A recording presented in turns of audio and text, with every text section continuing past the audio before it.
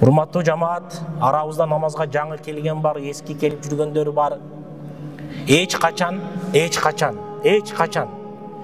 мен намаз окуп Кудайдан кечирим сурасам, Кудай Таалам адамдардын акысына кирген күнөөмдү кечирет деп үмүт кылбаңыздар.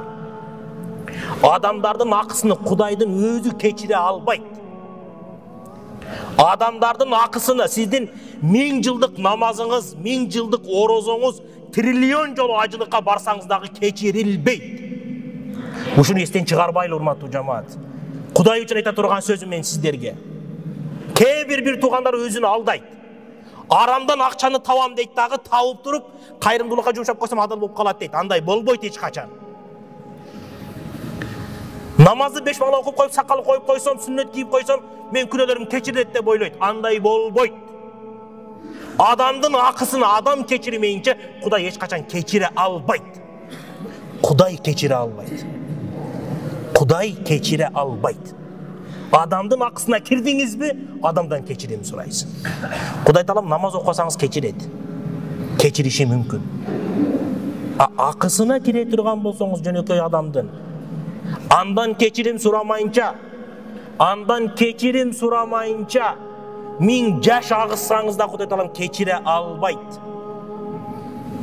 Ушул нерсени эске тутуп жүрүңүздөр. Айрыкча ушул кээ бир өзүнү акылдуу сезген бир туугандарыбыз бар, ошолорго кайрылганым.